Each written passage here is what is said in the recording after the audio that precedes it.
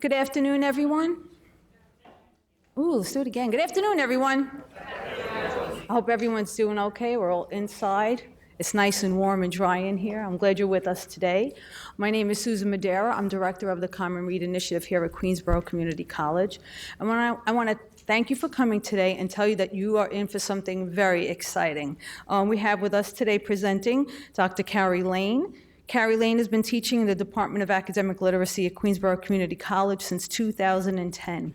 He received his Master's in Fine Arts in Art Theory and Practice from Northwestern University in 1996, and his doctorate in Post-Secondary and Adult Education at Capella University in 2015. One of Lane's main research interests is examining how image-based instruction affects text-based learning at the post-secondary level. He has engaged in several service learning and pedagogical research projects that have implemented image-based, high-impact pedagogies, including the 2014 to 2015 NEH Challenge Grant. Prior to his work at Queensborough Community College, Dr. Lane has taught painting, drawing, and communication skills at John Jay College of Criminal Justice, and he still teaches forensic drawing there once a year. Please join me in welcoming our special guest, Dr. Carey Lane.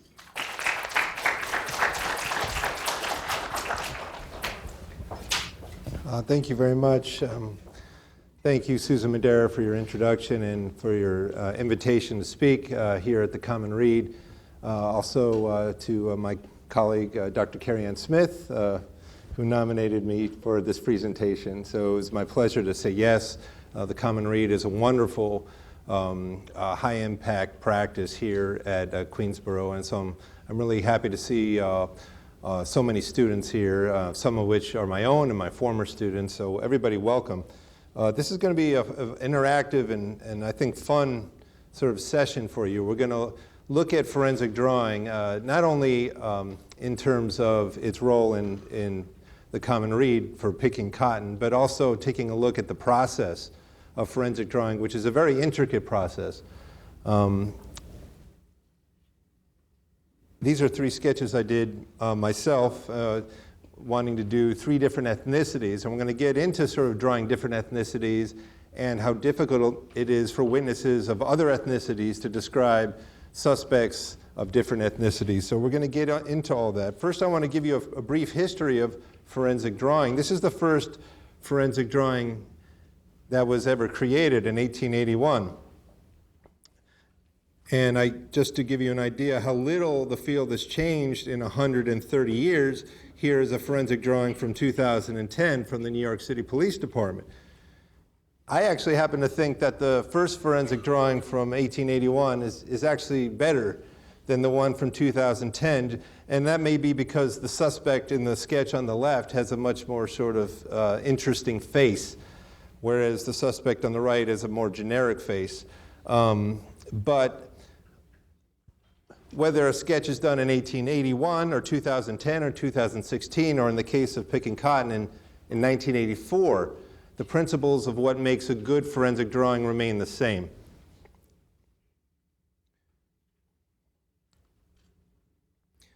I'm going to give you a brief description of the uses of forensic art. Generally, forensic art is any police or judicial system use of art.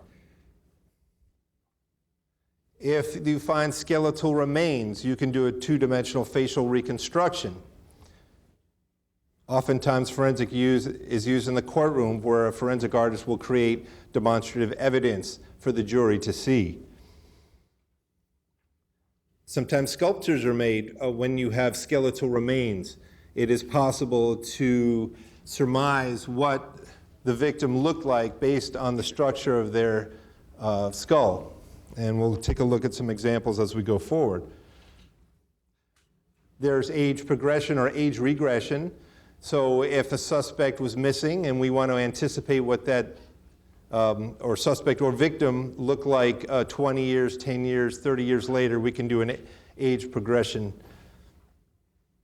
The Eitan Pates case, which many of you might be familiar with in New York City, which was now 40 years old. Associated Press called me and they wanted me to do an age progression of what Eitan Pates would look like at the age of, I think he'd be 48 years old at this point. And I said I would do it, but only with the permission of the mother, who is still alive. And that was the last I heard from Associated Press, because I wanted family permission before I went ahead and did that. And lastly, the most frequent use of forensic art is forensic drawing, which in the case of Pick and Cotton, forensic drawing was the form of forensic art used to try and identify the rape suspect. Does anyone have any guesses? I just wanted to show a little example of two-dimensional facial reconstruction. Does anyone have any guesses of who? This is a deceased woman, and I'll just give you a clue that this is 50 years old, this image. So does anyone have an idea or a guess of who this woman was when she was alive?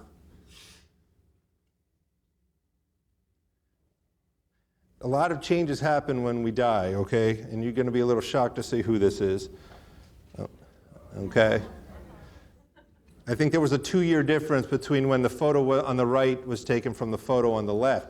So as a forensic artist, we have to understand what happens physically to the human body when we die in order to recreate what the person might look like when they were alive.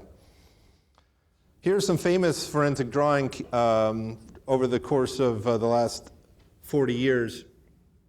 Does anyone recognize any of these? Dr. Smith? She said Unabomber at the top. The Unabomber is on the lower right. On the upper left is Timothy McVeigh.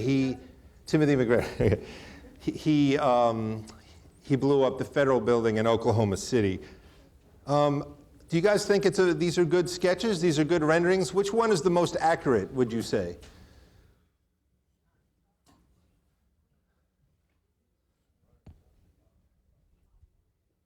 Which would you say is the most accurate of these? Why is the top left most accurate?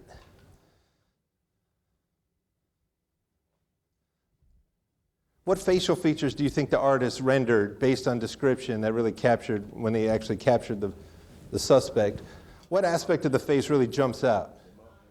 That mouth area? Cheese. Right. I think the nose, those little sort of pockets of fluid underneath the lip, or that really distinctive shape that Timothy McVeigh has, the artist really sort of accentuated those, and I think that's one reason why it's effective. On the lower left, this was an interesting sketch. This was from Petaluma, California. A man invaded a house in the middle of the night. There were 3 young girls having a sleepover. He abducted one of them. And this is the poly-class case, and unfortunately the young girl was murdered by this man. But the sketch was made by the other 2 girls who were in the room, and it was dark, and it was in the middle of the night, and they both described the man's face to the forensic artist, and between those 2 descriptions, the artist was able to get a composite that ends up looking fairly close to the suspect, okay? On the upper right, this is not a very good sketch, the Son of Sam sketch from the late 70s in New York City. Maybe the facial shape is similar, but the facial features don't really match very well. But the point is when there's no other evidence and there's no video footage and there's only an eyewitness testimony or eyewitness that can help capture a suspect, a forensic drawing is used. A forensic drawing is not evidence, and it's important to remember that. A forensic drawing is an investigative tool for police to use to capture a suspect or to arrest a suspect. Once the suspect is arrested, evidence takes over. So no one can be and should be put in jail because of a sketch. But a sketch may get you arrested if you match the drawing. So that's an important distinction to make, that a forensic drawing is not evidence, it is an investigative tool that police use to catch wanted criminals, okay? Now, looking at the Unabomber sketch, one of the reasons this sketch is made fun of a lot. In fact, when I was in college, a lot of people were wearing this as a Halloween costume. The the hood, the sunglasses, and oh, it's the Unabomber, it's the Unabomber. But I actually think this is an excellent sketch because it shows us that a sketch can only be as good as the description the witness gives. So in this case, they saw the Unabomber coming out of a store wearing a hoodie and sunglasses. It is the forensic artist's job to just draw what the witness describes. So in this case, if it's a hoodie and sunglasses, you draw the hoodie and sunglasses. You can't guess what the eyes look like. You can only draw what the witness describes. So in this case, look at the jawline and look how well that jawline matches with the actual suspect. And it's pretty impressive. Does anyone recognize who this man is? Okay, that's Sammy Sosa. Sammy Sosa is Dominican. Does he look Dominican on the left? Does he look Dominican on the right? Okay, because he's Dominican. And the reason his pigment looks different is because he says, I think he said he had a blood disease, but I think it was performance-enhancing drugs, steroids, that did this to his pigmentation. But I wanted to show you this because it just shows that a Dominican face is a Dominican face no matter how dark the skin is. And that goes for African American or Caucasian or Asian. And thus back to my sketches where I did an Italian American, white, African American, and Latino. Okay, so did I use more graphite in any of these sketches? That is, am I laying down more pencil marks in any of the sketches? Or is it fairly equal? Yet we can clearly make a distinction between race and ethnicity, can we not? And one of the reasons is because of the skull structure underneath. So what I did was I put a corresponding skull, although I have to say that number C is incorrect. Number C is an Asian skull. Okay, but A is a Caucasian skull. B, if you look underneath, B is African American or Afro-based skull, and C is an Asian skull. So notice that an Asian skull is fairly flat. An African-based skull is where the mandible is a little bit protruding, and a Caucasian skull is a little bit in between. A Hispanic skull would be somewhere between A and B. So an excellent forensic artist understands the anatomical differences and the anthropological differences of the skull, and that's really how we indicate ethnicity. It isn't about putting a lot of graphite in if they're a dark African American. It's about drawing the skull well. Okay, so one thing to remember when we talk about how, and we're going to get into the Ronald Cotton case, is the difference between what's called recognition versus recall. That is, it's easier to recognize something than it is to remember something. And we're going to do a little game right now to prove that it's easier to recognize something than it is to remember something, let alone describe something. Okay, so I'm going to show you 4 images. I want you to tell me who you see. All right, that took like, what, half a second? I just showed you a pixelated blob, and you're like, Abraham Lincoln. It was Abraham Lincoln. It was like, what, a half a second? That just goes to show you it's much easier to recognize something than it is to remember. Now, if I asked you to describe Abraham Lincoln's face right now, you'd be like, I think he had a mole, he had, high cheekbones, I think, drawn face. It would get harder and harder. Although he has actually a very distinctive face. That'd be pretty easy. He's on the $5 bill. All right, let's do it again. Who's that? Okay, there are 7 billion people on this planet. There's 7 billion people on this planet, and I put up some lips. And you're like, Angelina Jolie. How did that happen? How did you guess Angelina Jolie in a half a second out of 7 billion lips in this world? Why are some lips anyway? Precisely. Yes, it's Angelina Jolie. Who's that? Oh, man, you are recognizing very well. Recognition versus recall. Okay, correct. That's an old picture. Who that? Okay. Okay. All right, so That's recognizing. Now it's time for you guys to recall, okay? Everybody has a index card in front of them, correct? Okay? What I want you to do is pretend I was a criminal. You've had the luxury of seeing me for the last 15 minutes. I want you to put your name at the top of the index card. I want you to describe my face and body per these instructions. You may begin now. I'm going to put you in the witness's shoes. So pretend I committed a crime. What you're going to do is you're going to pretend that I committed a crime, and I want you to describe my height, my weight, my build, my ethnicity, my hair, my skin, everything about my head, face, eyes, anything else you remember about me, okay? You're going to write this down on your index card, okay? Let's see how well you can recall. This is recognition versus recall. You're now remembering and describing what I look like, okay?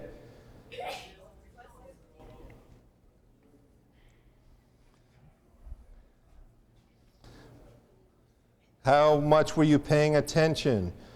What kind of detail will you describe my body and my face? Please put your name at the top of the index card.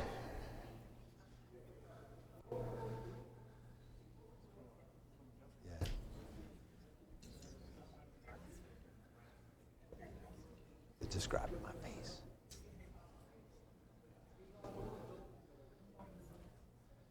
Would it help you if I came back in the room and you cheated? I'm not gonna give you that luxury, okay? Try and remember. They're gonna say, Had a random person walk in. yeah, but that I'm making it easier for them because I was in there for 10 minutes. You know, they would have never remembered. They would have never remembered.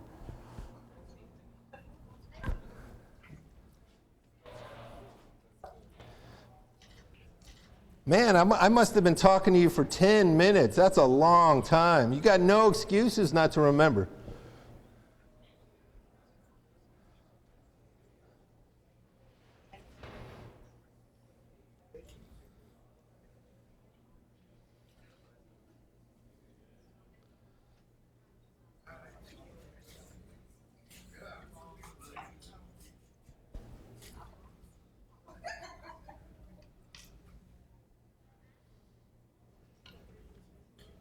Be as descriptive as possible. I'm gonna single a few of you out. I'm gonna read your cards to everybody, okay? Take another 2 minutes. 2 minutes.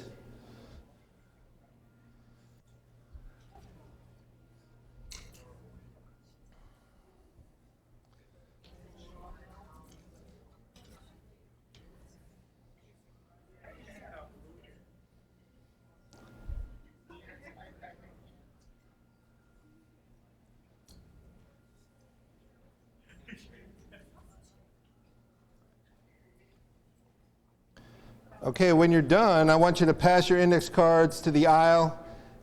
Susan and Dr. Smith, Dr. Schrinemakers, if you could please collect the cards for me.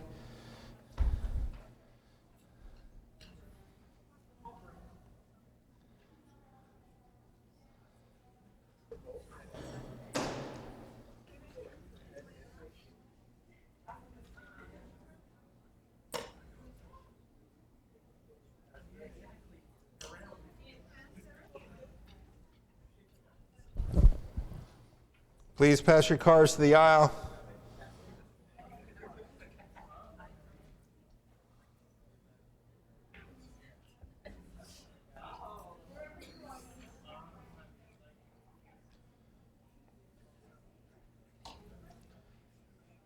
All right, in 30 seconds, I'm going to come back in the room.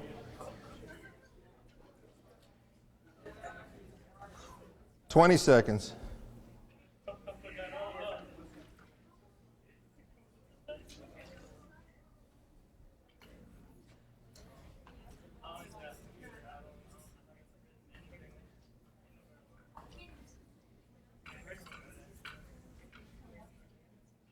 Okay, here I come.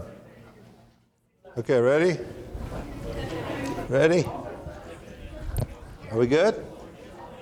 Pass them up.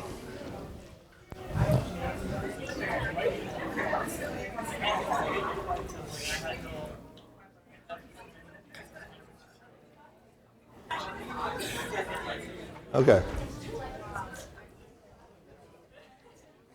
We can get it right. And we know you.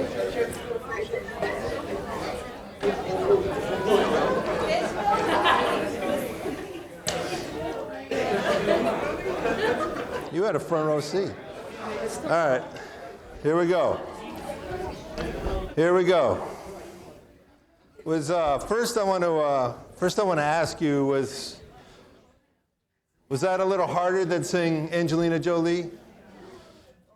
How many of you had real difficulty with remembering my body and face?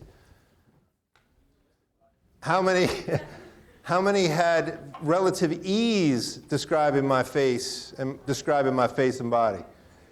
Okay, you guys are my students, so you've been watching me all semester. So, but imagine if you were held up at gunpoint and you saw the suspect maybe for 10 seconds, and there's a gun in your face. And a lot of times what we have as witnesses that remember the tint of the gun, the metal of the gun, and that's all they remember compared to the nuances of the suspect's face. It's very, very difficult, okay? You had the luxury of seeing me for 15 minutes, and I was talking and I was moving around, and I mean, most crimes occurred, they take 10, 20 seconds. Give me your wallet, give me your purse. Sometimes they're longer, like in the picking cotton case, but this was to show you how difficult it is to be an eyewitness, okay? Recognition versus recall. This is your recall. Let's see how you did. You did very well. Okay, someone says I'm 5'8" or 6 feet. Weight 150. My build is little. Hair is brown. And my ethnicity is white/Jewish. This is that you got correct. Everything else, I mean, 150 pounds. Okay, who here is 5'8"? Come on up. All right, come on up. All right, this is 5'8" versus Professor Lane, okay? Okay, and how much do you weigh? I like 140. Okay, so he's 5'8", 150, okay? I guess that would have been my day to commit a crime because I'd never be caught, you know? Okay, so Iman says I'm 6'2", 250. That's a 100-pound difference from the last description. Build, stocky, ethnicity, Caucasian, fair, ashy brown hair. Eye shape, round. Eye color, brown. Face shape, NA.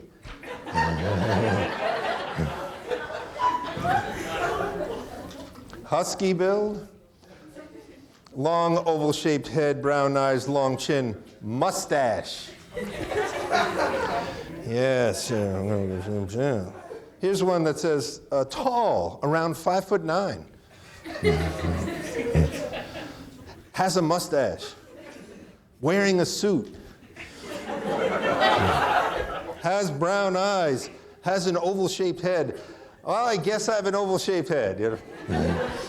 Nobody mentions my hair loss. We say, where's the detail? So all you English students go, good writing is detailed writing. Where's the detail? Where's the description? This one's a little bit more descriptive. 6 feet to 6'1", 160 to 170 pounds. Not too muscular.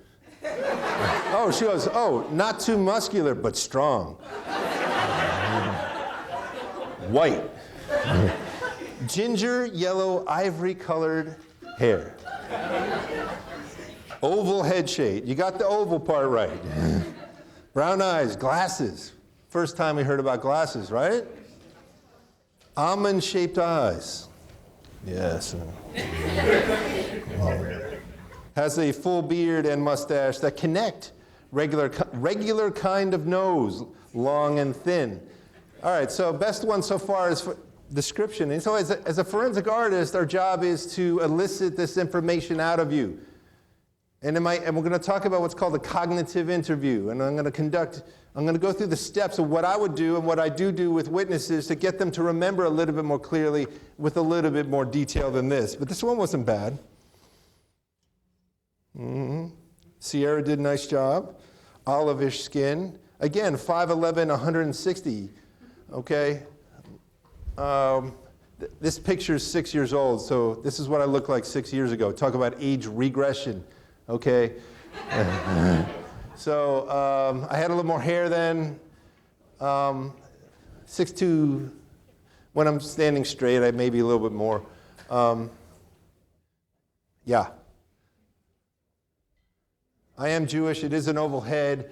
But, you know, a good witness is specific in their description, and a good forensic artist will elicit detailed information. 5'11", 230, black hair, pale skin. 5'10", 200. Nobody thinks I'm as tall as I am. Why is that? Is it because I'm lower than you and you're higher? And this one, brown hair, beard, glasses, white. Well, that describes every Wall Street crook there ever was. Huh? Okay? All right, so let's go through the process of how we do a forensic drawing, and then we'll look at the Ronald Cotton case, okay? Okay, so there are 3 ways to do a forensics drawing. You can do it hand drawing, which I prefer, and I prefer teaching hand drawing. There's software, Identikit, which is what they used in the Ronald Cotton case, although they didn't use the software, they actually used the transparencies. They didn't have forensic drawing software in 1984. Well, maybe the FBI did. But the Greensboro, what is it? What, North Carolina? What is the, Burlington, North Carolina? Burlington, North Carolina. They didn't have a dedicated forensic artist, so what they do is they use Identikit, which is a manufactured way to do a sketch. It's a little bit like Mr. Potato Head. You choose the eyes. So there are 200 eyes to choose from. You choose the eyes. There's 200 mouths to choose from. You choose the mouth. And together they make a composite. So that's this word composite. The different facial features together is one. And then there's a hybrid. So this is actually, they tried to do a recreation of Jesus. This is a forensic artist's recreation of Jesus using both hand drawing and software. Okay? There's a 5-step process. First, the crime takes place. Okay? This is a visual, physical, and emotional experience for the witness. There's a lot going on in their mind. Memory is a little shaky, as didn't we just prove that? How you looked at me for 15 minutes and you dropped the ball hard.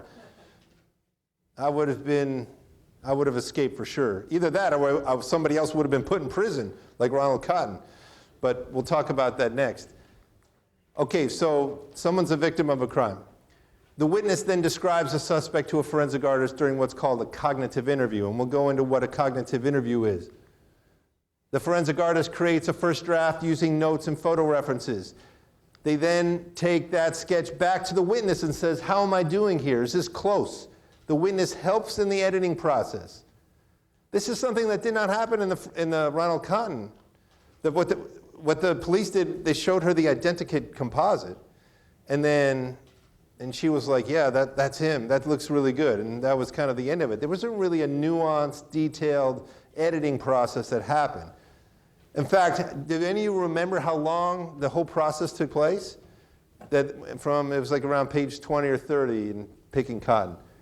90 minutes. From the beginning to end, they had this sketch.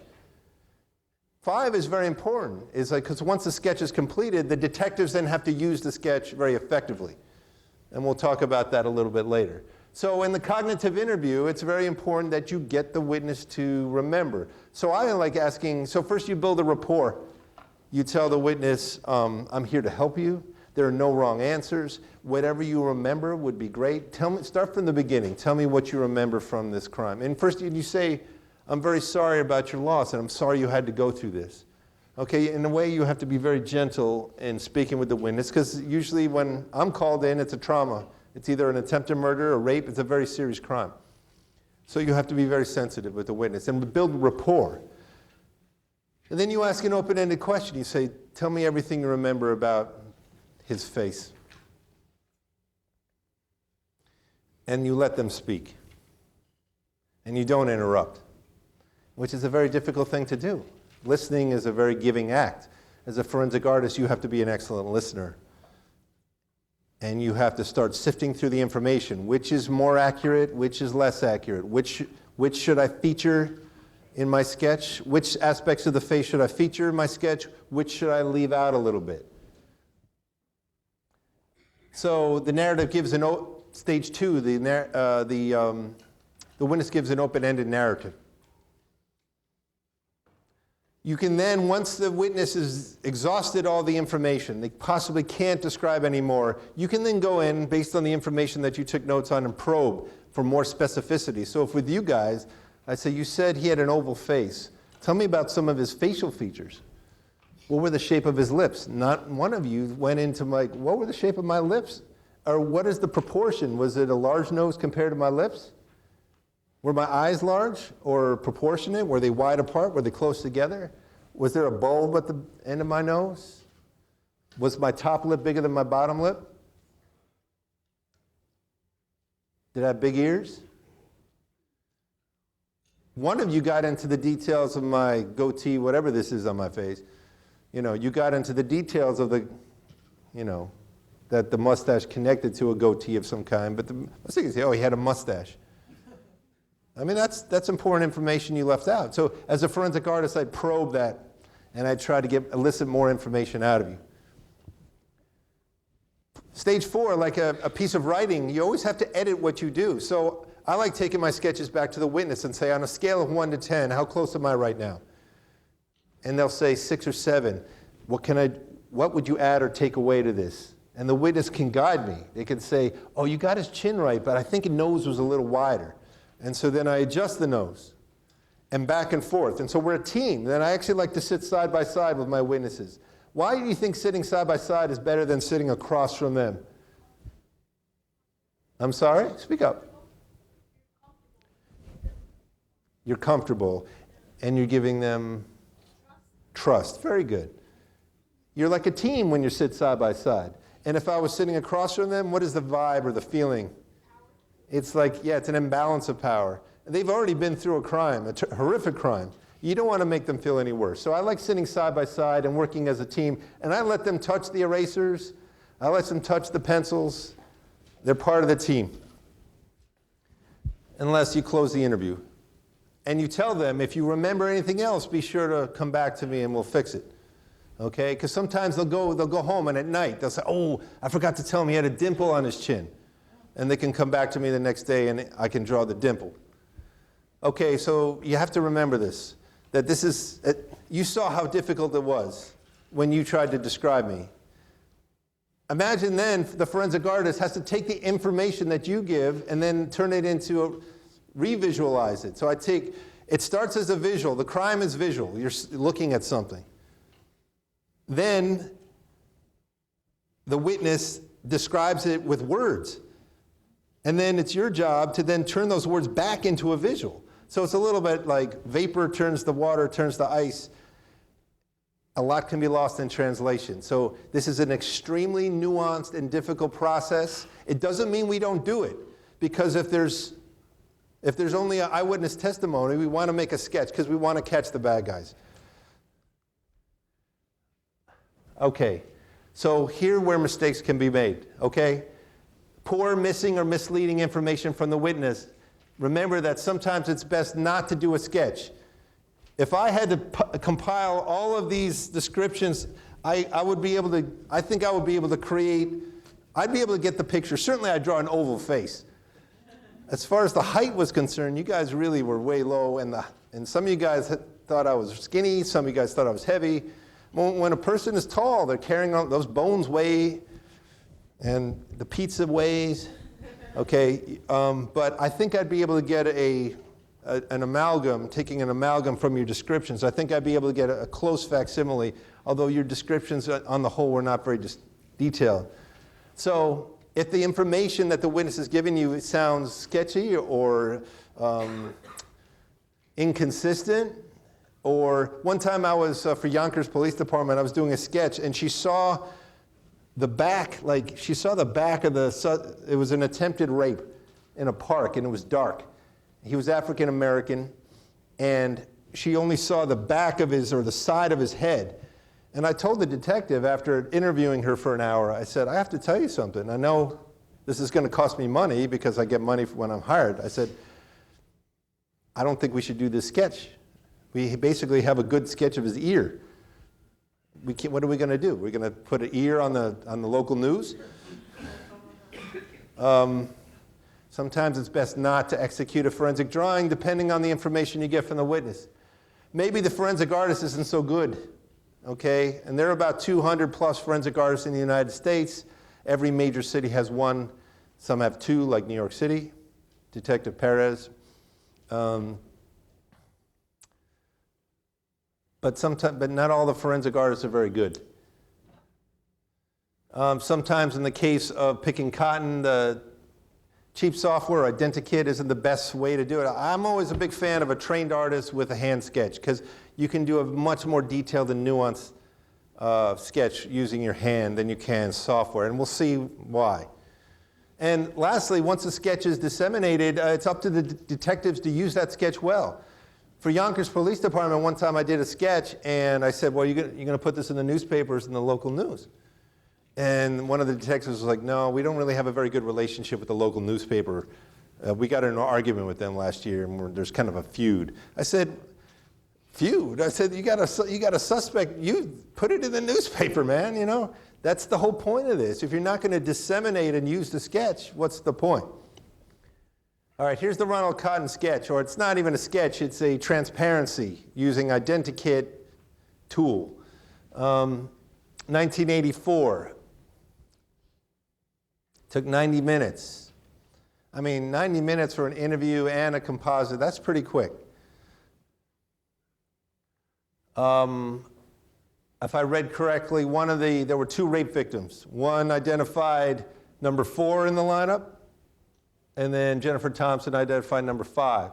Dr. Smith earlier was saying that number 2 looks like number 5 a lot, or that's Mr. Cotton on number 5.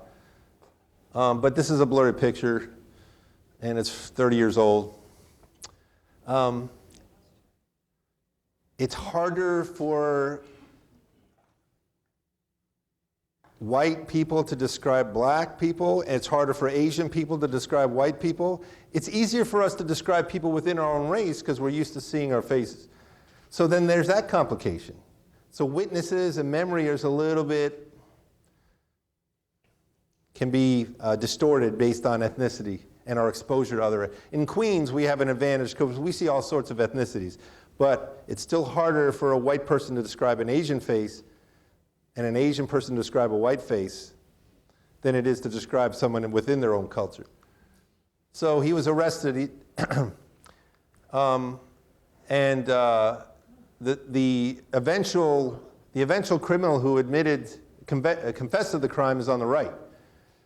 Does the sketch look more like Ronald Cotton or Poole?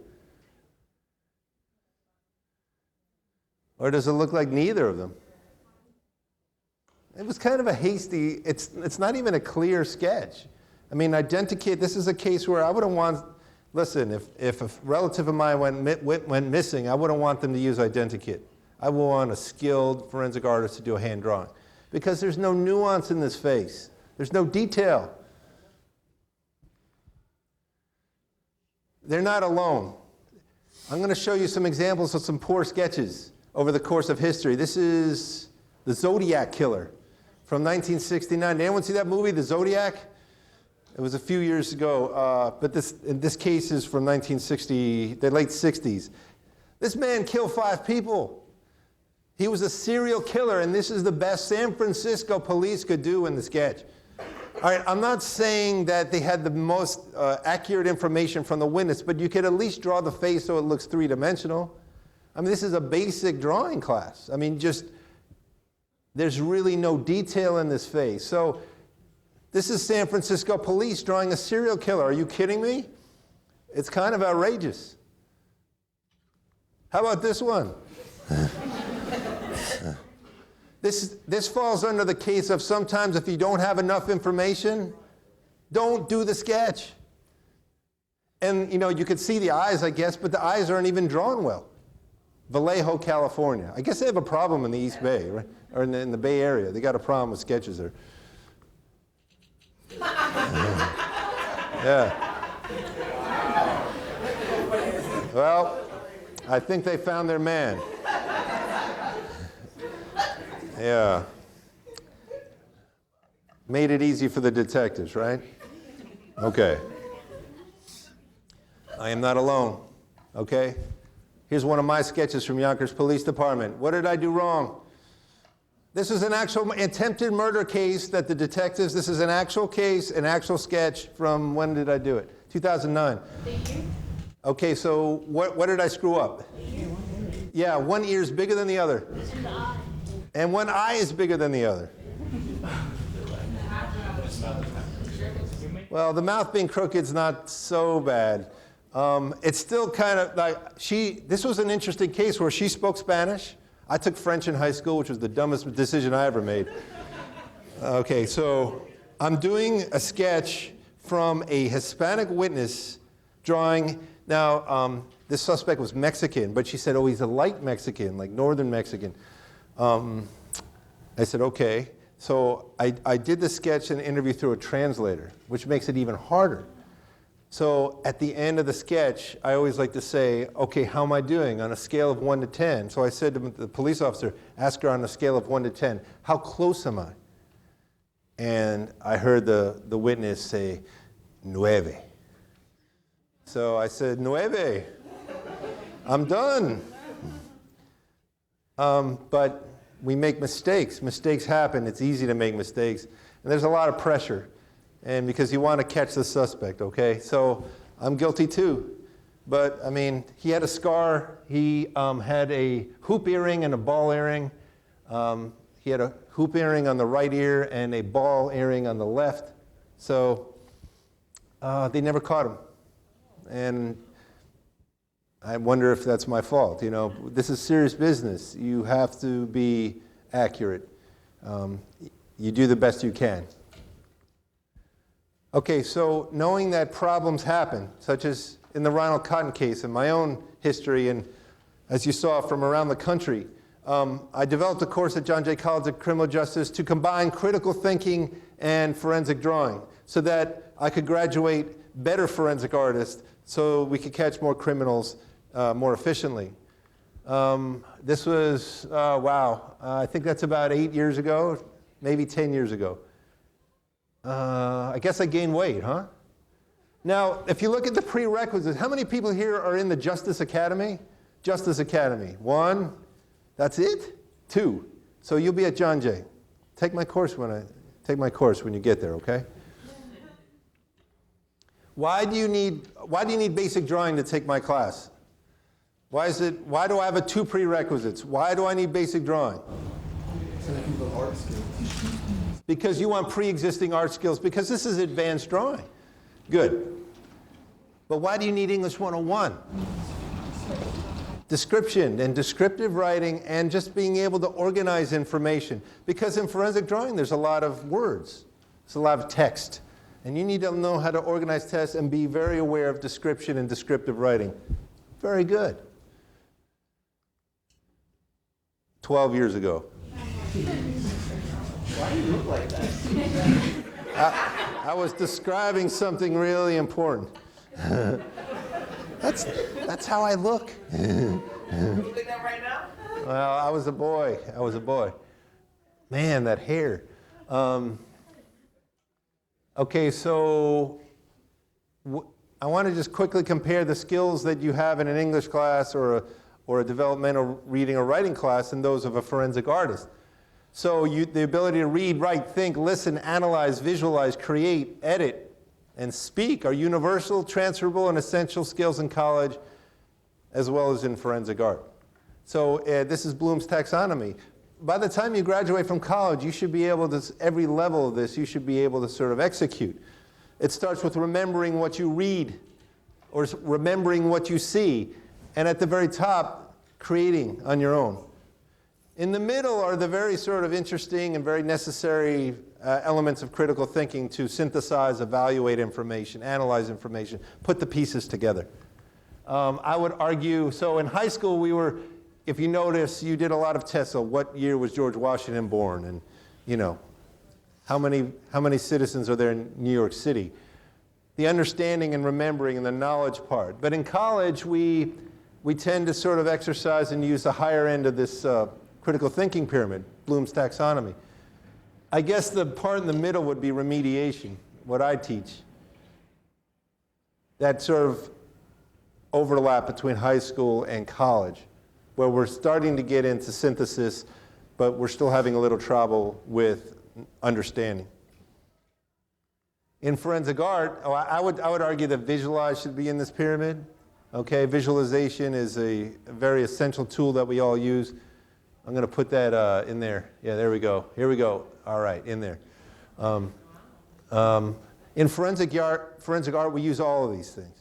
Okay, so when we learn, when my forensic drawing course at John Jay, or whether I'm teaching English here at QCC, we're really learning the same things. We're listening, we're annotating, we're analyzing information, we're synthesizing information. My students are creating films this term where they're organizing an interview of a Holocaust survivor and putting it into a cohesive unit. Same with an essay.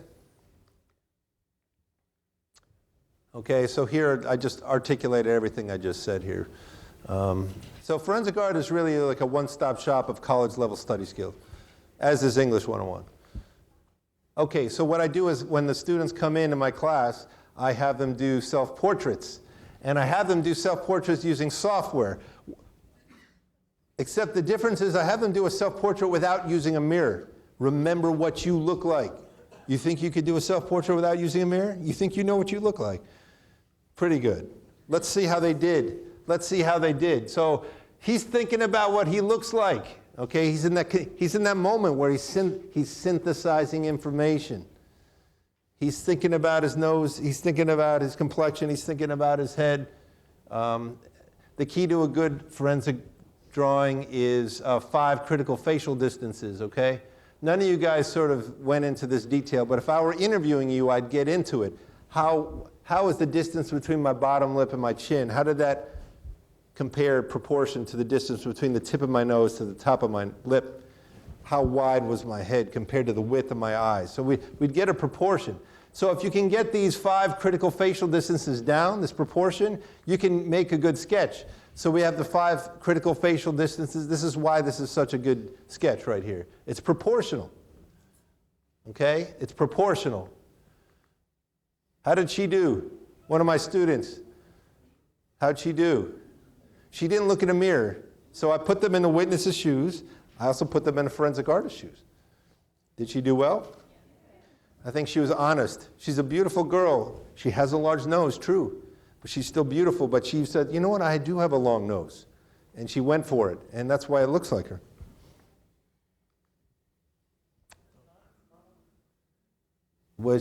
A lot of times what happens is when we do self-portraits, we want to make ourselves a little manlier than we are. Or the girls, they make themselves a little thinner, a little more feminine than they really are. Like, for instance, this student. I'm not saying this student wasn't a good-looking guy. But he kind of made himself to be a little bit of like a Greco-Roman wrestler on the right, you know. Not quite what yeah. Well, he must have gotten into, he broke his nose at some point. See the nose? It slants. He gave himself a nice, perfect, straight nose in his rendition. Okay, he did an excellent job, and he did an excellent job because his 5 critical facial distances were pretty much spot on. Okay, so perfect proportion. The only thing he messed up was he made himself a little heavier in the sketch. And you notice a couple millimeters difference between his actual face and the composite. How'd he do?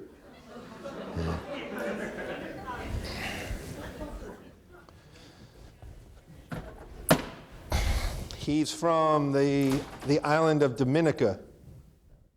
Dominica.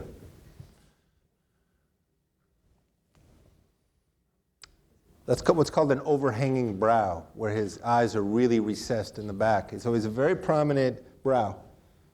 Okay, that's a strong skull he's got. He couldn't quite get his eyes to recess into the back of his head like it is in actuality. And those cheekbones are, I mean, they're very prominent. He could have gotten a little bit more. Sergeant Saletti, or now Captain Saletti of Jersey City Police Department. He's the forensic artist at Jersey City Police. One of my students. He's kind of got a baby face. He made himself a little older in his composite. And he made himself a little heavier in his composite. Notice how he's off on the width of his face. Okay, so, oh my Lord. One of my students, yeah, it used to be me. That's, yeah, maybe 15 years ago.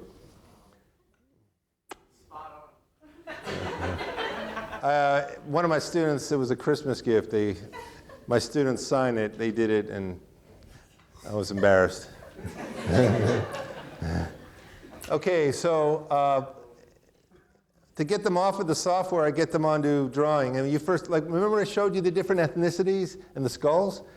It's important that the students learn how to draw the skull. So I have them, I have 20 skulls in the art room there, and we draw the skull. And, yep, he's having coffee there, the skeleton. And he's listening to music, and it's really kind of fun. And look at what they came up with, right? Very nice drawings. So this is a nice foundation to become. You want to become a forensic artist? Know the human face. And it starts with the skull. So these are foundational. Then we practice interviewing skills. No, what do I say here? Oh, then we do other drawing exercises. So what I have them bring in a picture. I slice it in half, and then they do the other side. So half of it's a photograph, and half of it's a drawing. So this is good. This is like training wheels. And eventually I take the training wheels off. So I said, bring in a picture of anybody you want, your friend, girlfriend, whatever, and finish the other side of the face. I think they look pretty good. And then what I do is I give them two pictures, and I say, combine the two pictures as if they mated. And I should really have the comparison photos to show, but these are very intricate. It's a very difficult, and in fact, the one on the upper left, one picture is of a woman and one's of a man. And they combine it into one humanoid on the upper left there. So you could see some facial features that are actually feminine in the upper left, but then it was also half man. So it's half woman, half man. I don't know what you call that. Human. Students that are classes, I have the students assess how they're doing. I have them peer review. We have midterm critiques. This was 5.5 years ago. She's discussing her successes and failures. The students help her out. Say, this is what I think was working well. This is what I think you need to improve on in the second half of the class. So you notice, remember that, what was it, the Zodiac sketch from San Francisco. The Zodiac sketch is basically a stage 1.5 drawing. The goal is to get to that stage 3, a fully rendered drawing. So many sketches end up at stage 2. They don't make it to stage 3 because the artists are not skilled enough. So my goal with my students is to always get them to stage 3, a detailed rendering, three-dimensional looking. Get away from stage 1. Let's put some pigment on the paper. Take a chance. You have erasers. We can edit. This is one of my favorite artists. His name is Gil Zamora. He's a sketch artist for San Jose, California. What I like about Gil Zamora is that there's an ethereal quality to his sketches, that they almost look like memories. They're kind of detailed, but they're also a little fuzzy too, so they capture the essence of who the suspect is without that sharp detail. So I think he's a really wonderful sketch artist. Indianapolis Police Department. I like the three-quarter view. That's an interesting take.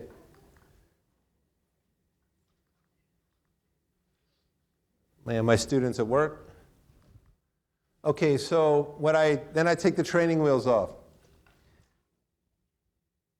What I do is I have a mock witness come in, okay? A friend of mine, the secretary of the department, someone I know.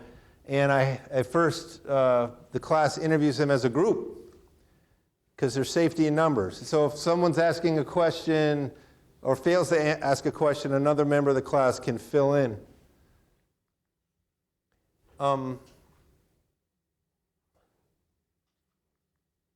Here's my mock witness, and I told her, she's a friend of mine, I said, describe your husband to my students. Okay, I made it easy for her. Describe her husband's face. But I told her, just pretend it was an armed robbery case. Okay, so she was saying, he came up from behind me and he hit me with a wrench and he gave me money.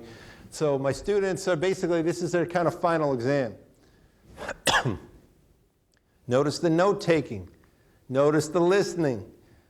Okay, he's not even looking at her. He's really listening. In the probing stage, stage 3, he's like, what does his chin look like? Did his chin look like this? And she's like, no, I think it looked more like this. So there's a lot of good communication happening here. There's a lot of information that's sort of being shared. Okay, concentration. This is a moment of concentration right now. Again, see this guy right here? I love this. Okay, he's having a dialogue with her. Did his chin look like this? No, I think it looked like this. What's he doing? He's absorbing it, man. This is a moment of concentration right here. If I could frame a picture about learning, I mean, this is it right here. He's in the zone right here.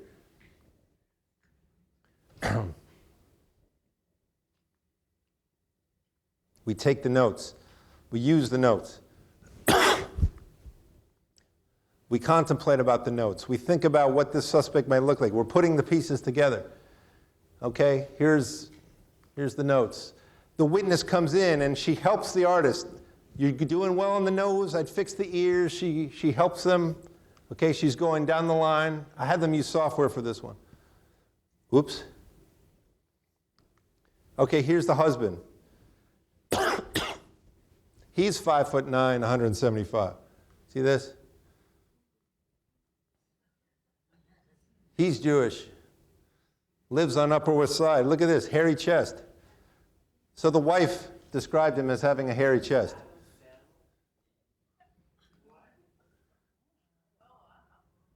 All right, so which one is your favorite? Middle left, I heard. What about this one? What about this one? If you squint your eyes, I kind of like, if you combined all 6, it would kind of look like him. I think that it's hard. This is hard, by the way. I think they did a pretty good job. Okay, so this is in the middle of the process. This is what happens. Notice the notes on the side here. Okay, look at all the tools here. It's basically pencils and erasers. Here's an electric eraser. It's called an electric eraser. It really helps you erase. So it's powerful. It's got batteries. Okay, so again, back to the critical thinking skills. We use the FBI identification catalog to help, if they can't, remember recognition versus recall? So the FBI book, they can look and they categorize his nose and chin and eyes and different shaped heads, and they can help choose. So they can choose different models for both the witnesses and the artists can use these books as a guide. There's Sergeant Solitti, Jersey City. Remember that sketch I did I showed you? Here are the notes from my sketch. Armed robbery, September 6, 2007. And I did a little what's called a thumbnail sketch. So while I'm doing my initial sketch, I show the witness I said, how am I doing here? Is this about the proportion? And she goes, yeah. And so this is really the more detailed version of this based on my notes here. There were other notes, but we put the pieces together as best we can, But there's listening, there's remembering, there's synthesis, there's evaluation, there's analysis. It's visual, it's verbal, it's a puzzle with high stakes.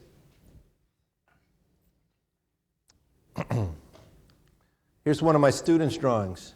How'd they do? The witness described the top lip as larger than the bottom. He took it a little too far, don't you think?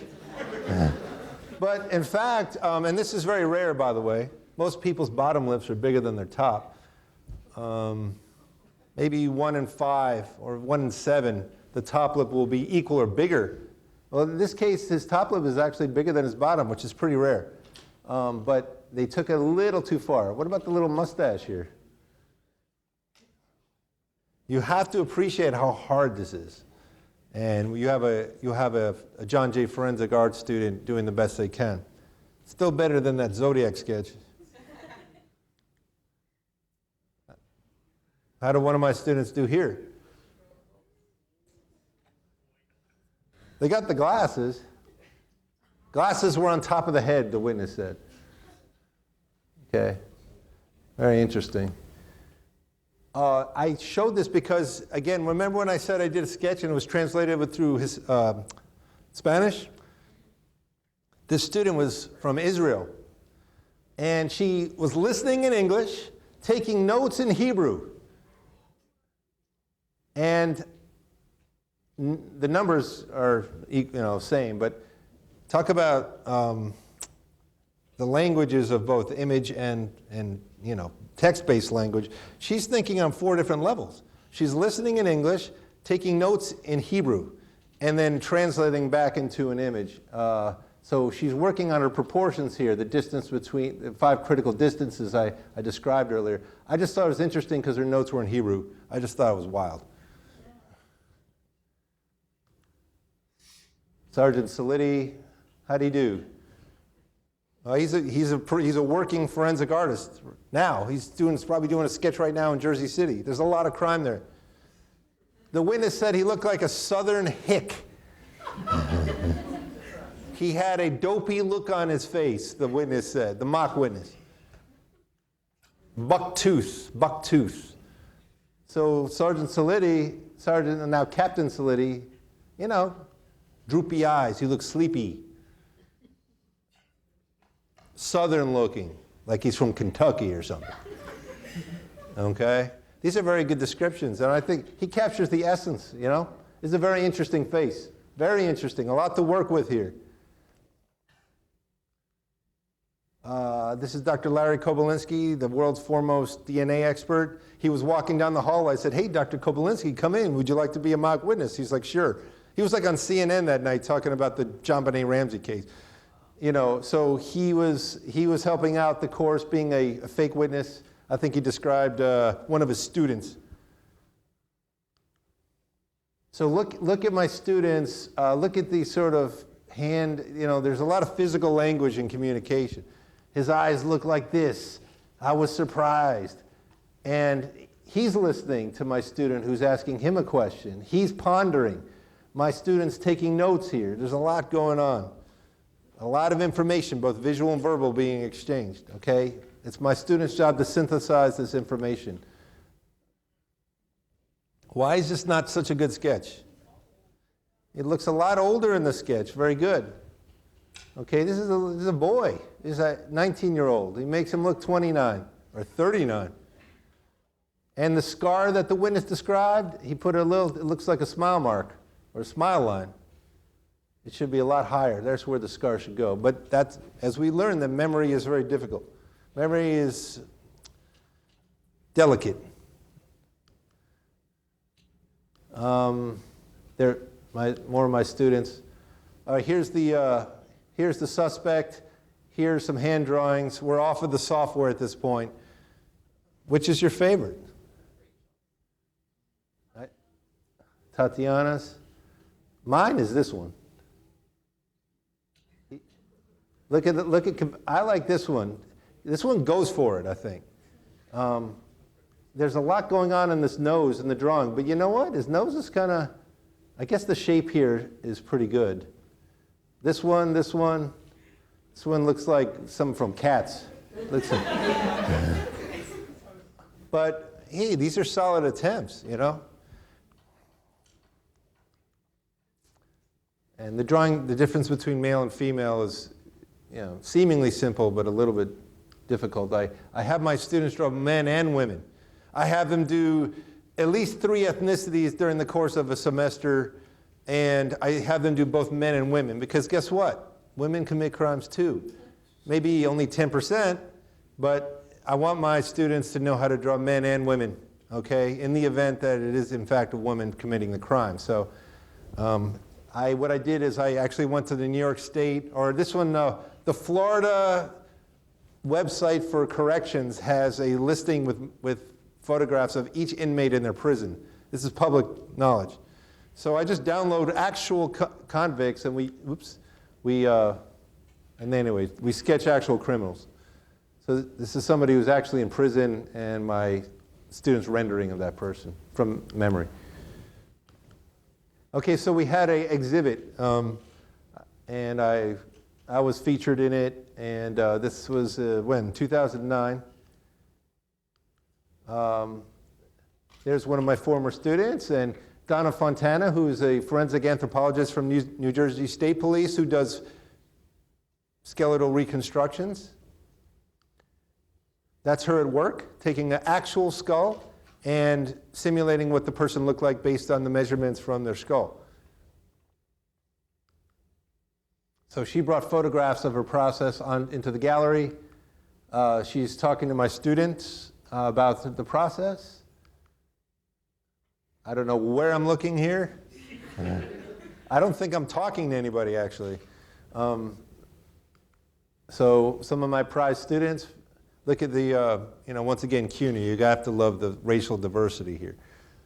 This is the Israeli student who took those notes. This was like the president of the class, the senior class. He's the president of student government. He's got that smile.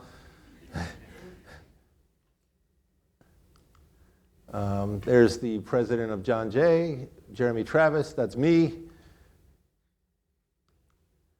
We had a famous artist, Jonathan Sandloffer, who writes about forensic drawing. He came and he's autographing a book for me here, so I'm happy about that.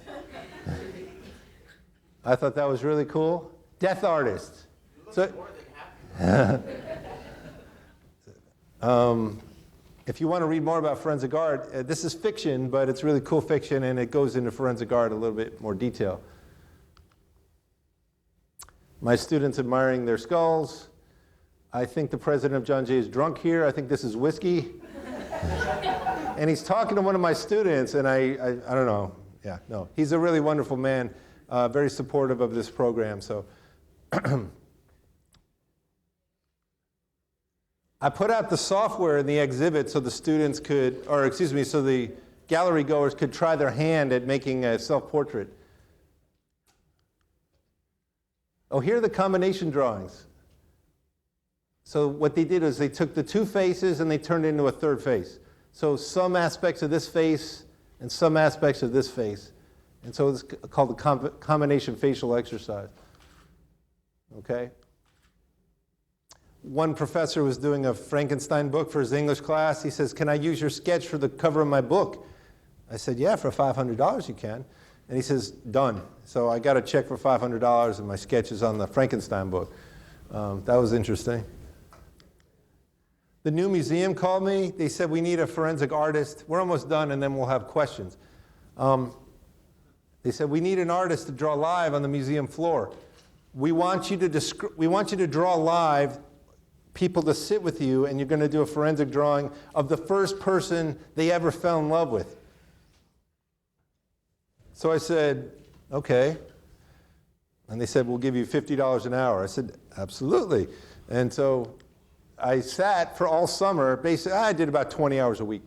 And it was high pressure because not only did I have to listen to the witnesses describe the first person they fell in love with, but there was always 20 people looking at me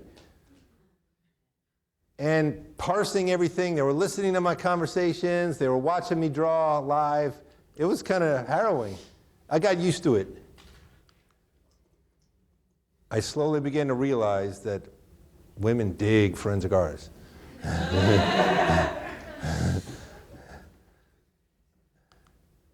Here's some of the sketches I did for this exhibition. So this one was an interesting one because there was a 90-year-old man describing his wife from 1945. And so it was a 70-year-old memory. So, and I was drawing it, and I looked up, and there were 20 people, and they were all sobbing, crying, listening to the story. So she had just passed away, and he says, "Would you like me to describe her from like last year or from when I met her?" I said, "Describe her from when you met her in Coney Island in 1945." And so he was describing what happened, and it was on the boardwalk, and I walked up to her, and people were crying, listening to the story. So I wanted to do a good job here, and the daughter said it was just like her, so I was happy with that. So again, I sit side by side. The witness helps me. He's saying, the hairline was right about here, and I'm changing it up.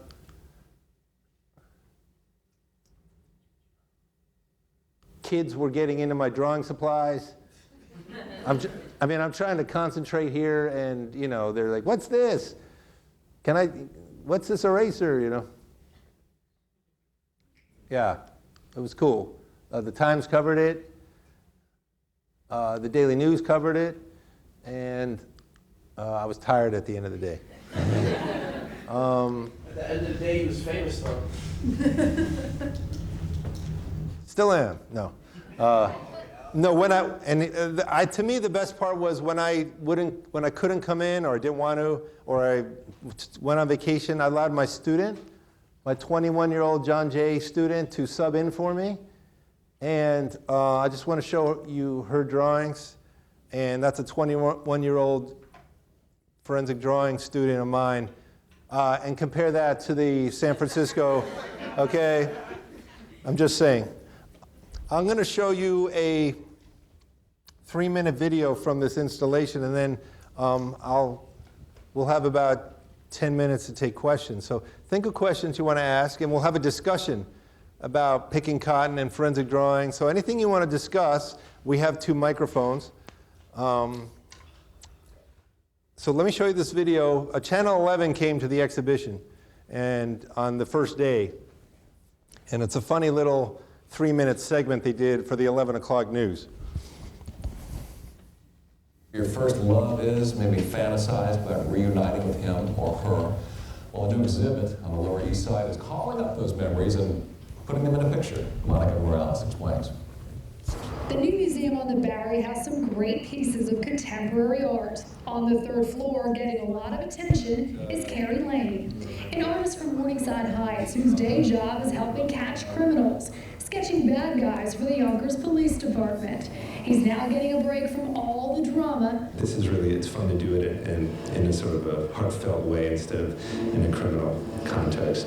Drawing the faces not of the most wanted, but the most loved. Actually, first loves. What's the story behind this one? He was on vacation in England 15 years ago, and he met her at Speaker's Corner or something like that, and I think it was just a weekend thing. The piece is called First Love, and it's a 2-hour process, but the end product is pretty accurate.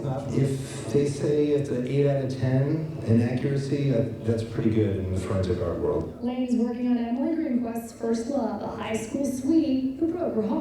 He didn't love me back, unfortunately, but he was very sweet about it. It sort of got my heart broken, but I don't like him, Laura. So is it him? That's your first love. He's cute. yeah, he is very cute. So, British schoolboy crush. Gabriel, 2nd grade. He was cute as a button. He made out with my best friend, though. He wouldn't dance with me. I saw him later and he was adorable. Think you can help me? I think we can capture this heartbreaker for you. Great. Okay, Monica, so what I want you to do is remember Gabriel when you saw him at that reunion, and why don't you start by just telling me everything about his face that you remember. What he looked like. Oh, he's so handsome. He has, eyes that are like butter. He asked me about the shape of Gabriel's face and nose. I'm gonna pick my nose. Then his chin and complexion. And he has a dark complexion. Kind of looks like my photographer, Ronan. Okay. Which is scary. Well, Roman's a handsome man, so. And if I didn't have the words, I flipped through an old FBI catalog to find a match. That looks like Gabriel's head. Let me tell you, the whole thing brought up all kinds of emotions. This feels like a therapy session. It is a little bit, and I think that's what the artist of the exhibit wants. He wants people to reminisce, open up, and I don't want to. work with me. It's more than a face, it's memories and old feelings come rushing back. Who was your first love, if I might ask? Well, I've been watching Channel 11 my whole life, and I would have to say that Carey is my first love. I'll let her know. My long lost love. Wow. Oh. Can I kiss it? If you want to participate, email firstlove@newmuseum.org. On the Lower East Side, Monica Morales, Pix 11 News. Slightly embarrassing, but it was fun. And she actually did tell Carey Tong that this guy, this artist at the New Museum, was into her, but I don't know. I had a girlfriend at the time, and just didn't work out. So, okay, so let's talk. We have 2 microphones, and you certainly, no question is silly. So let's open up this discussion about the process, the Ronald Cotton case, comparing, now that you know a little bit about recognition versus recall and the difficulty and nuanced process of forensic drawing, what would you, does someone have a question? What are methods?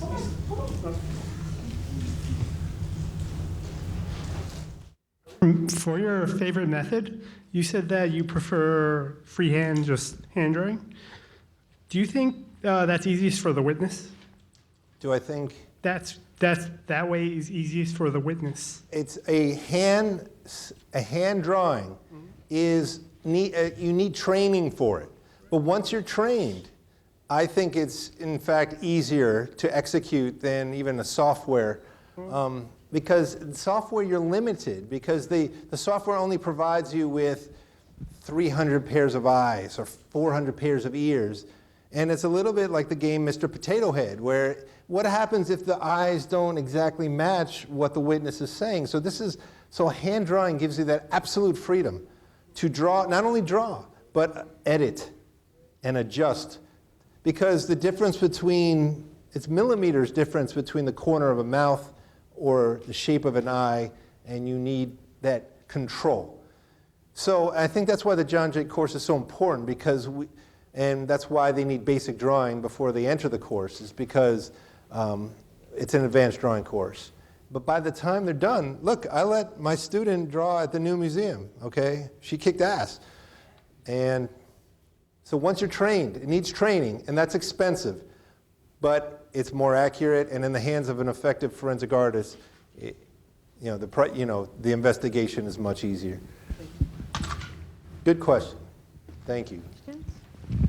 Here's a question.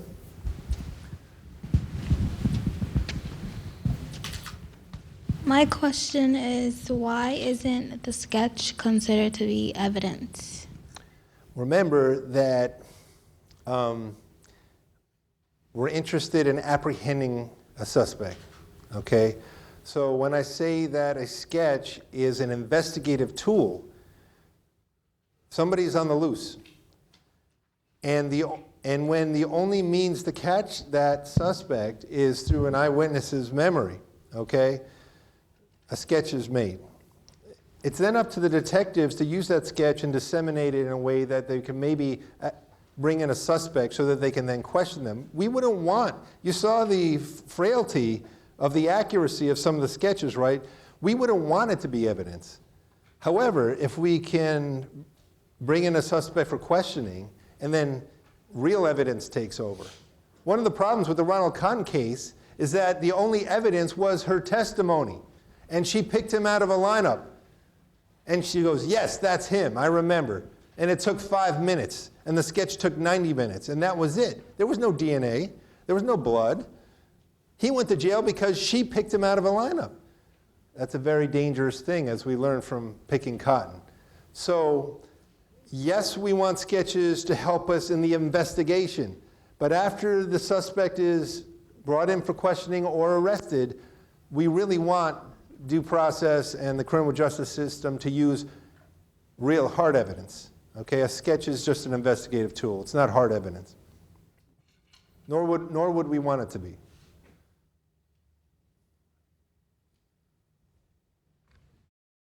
Ray's going to bring you the microphone. Here, there we go. That's service.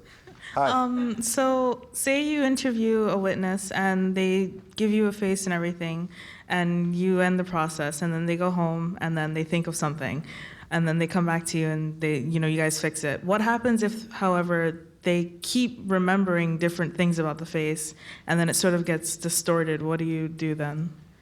If they keep changing, if their memory keeps changing, I think at some point you have to make an assessment whether the witness's memory is so capricious that the sketch itself is in jeopardy from being accurate.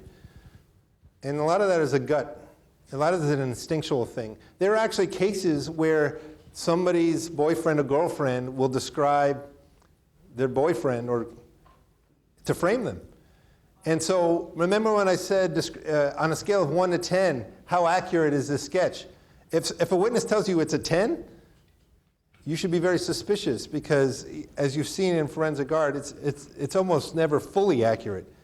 You really can get an essence. So a lot of times eyewitnesses will come in and they'll lie because they want to frame somebody. And you have to be aware of this.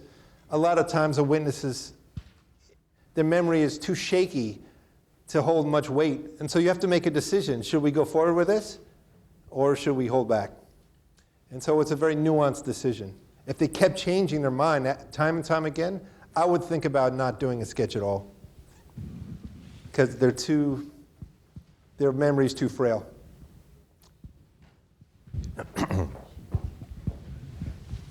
What happens if you have multiple offenders and you have to draw pictures of multiple people, like gang rape or something?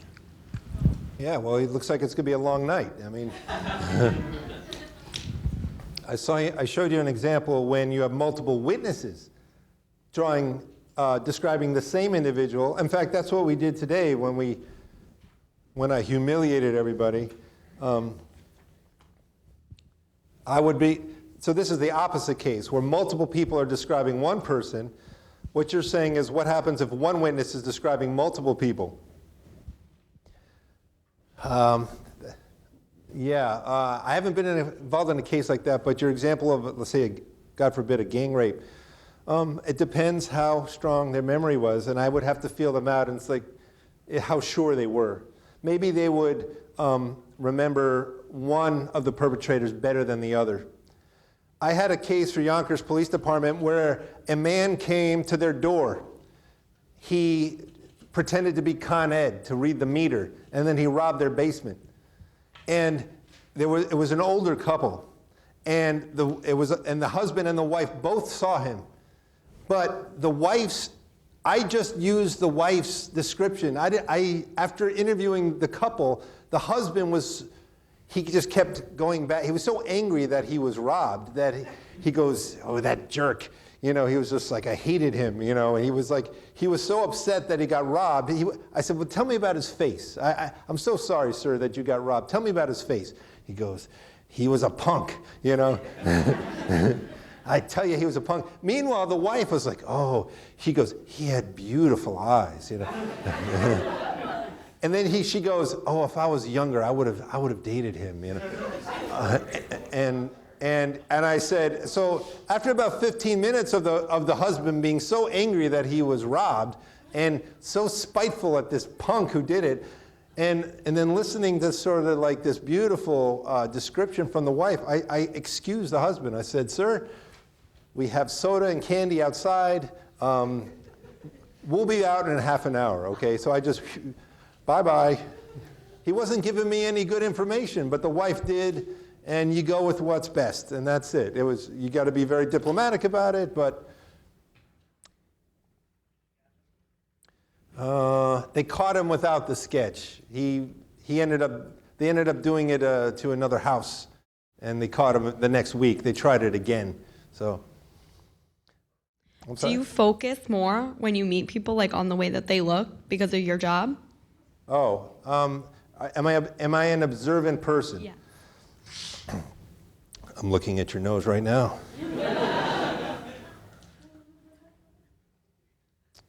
Okay, I got it.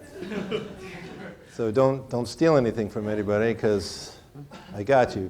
I'm an observant person. I think my visual intelligence is higher than some of my other intelligences.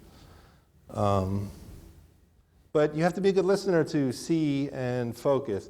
What happens with my students in John Jay is once they get training and the cognitive interview and they get used to studying people, they go on the subway and then they they start checking people out because they got a mole, and I've had my students say, like a guy said, "What are you staring at?" You know, because they're looking at the person as if they were going to sketch them. You know? How about in relation to the Ronald Cotton case? Anything from the book compared to what you know now? Do you think if you were able to describe me now, I'm not going to have you do it, but if I left the room now, how would your ability to remember me, would it be improved? I think so too. I think so too. It just takes some training. But your question about being observant, as you go forward with college, your ability to be observant will improve, and your ability to listen well will improve, and your ability to annotate will improve, and most importantly, your ability to put the pieces of information together, whether it's words, images, or both, will all continue to improve. It just takes practice. Forensic drawing happens to be a very difficult and nuanced process where we organize information, but it's a very interesting and important one, and I thank you for coming today, okay? Please join me in thanking Dr. Carey Lane for coming today. This was fabulous, incredibly interesting. Thank you.